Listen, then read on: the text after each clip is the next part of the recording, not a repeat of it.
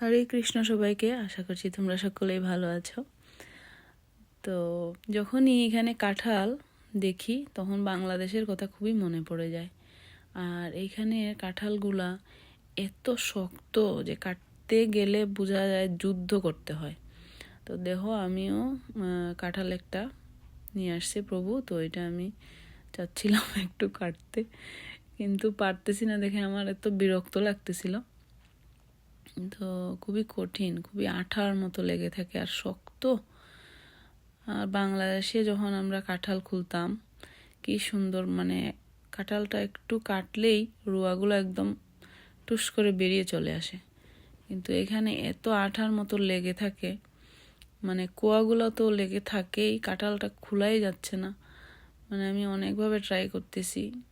আমি আরও আগে কাঁঠাল কাটছি যদিও, কিন্তু এই কাঁঠালটা এতই বাজে, মানে আমি পারতেছিলাম না, খুবই কষ্ট হচ্ছিল। অনেকভাবে ট্রাই করলাম কিন্তু হচ্ছে না। দেখো কি শক্ত।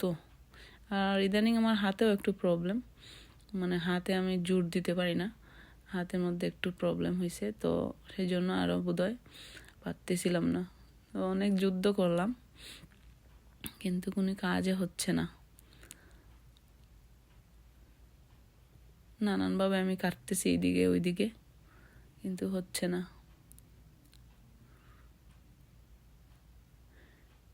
তো আসলে একটা জিনিস কি, যে দেশের যে জিনিস, মানে বাংলাদেশের যে আমাদের কবিরা বলে গেছে যে আমাদের মাটিটাও সোনার, আসলে সত্যি। অনেক কিছু আমরা এখানে, যদিও আমরা এখানে চাষ করি লাল শাক বা অনেক কিছু গার্ডেনে, কিন্তু বাংলাদেশের মতো স্বাদ হয় না। আসলে বাংলাদেশের মাটিটা অনেক মিষ্টি একটা মাটি। তো এই যে দেখো আমি এইদিকে ট্রাই করতেছি আবারও, কিন্তু অনেক চেষ্টা করার ফলেও আমার একটু লাভ হচ্ছে না, এত শক্ত এই কাঁঠালটা ছিল। তারপর আর চেষ্টা করে কোনো লাভ হয় নাই,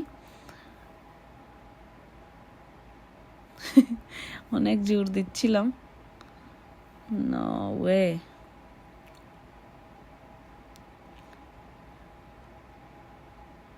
খুলতেই পারতেছি না।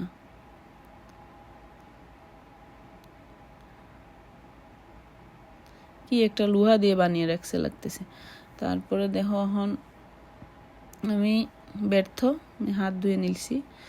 আর আমার প্রভু বলল যে এখন ও কাটবে, তো দেখা গেল ও অনেক চেষ্টা করে তারপরে এই যে কাঁঠালের কোয়াগুলো বের করলো আর এই যে বিচিগুলা। তো ভালো থাকবে সবাই, হরে কৃষ্ণ।